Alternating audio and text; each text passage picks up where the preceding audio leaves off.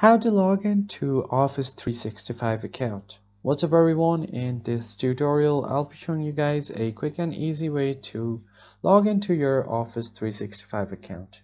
But before getting started, make sure to like the video down below and subscribe to the channel. The first thing you need to do is open up your any browser. I'm using Google Chrome, and here you're just going to search for Office 365 login and hit enter. Once you do that, you will see the first link, that is the official Office 365 website, which is www.office.com. Open this one up, and here you will be asked to log into your account. If you have previously signed in like this, it will show your email, but if you're completely new, you can tap on the sign in option on the top right corner.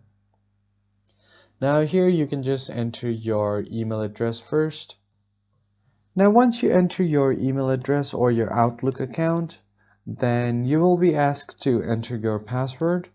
If you've forgotten your password, click on Forgot Password right here, and it will send you a security code on your email. But if you don't want that, or if you don't have access to that, then you will have a 25 character long recovery code that looks something like this. If you have stored the recovery code securely, you could use that to recover your account.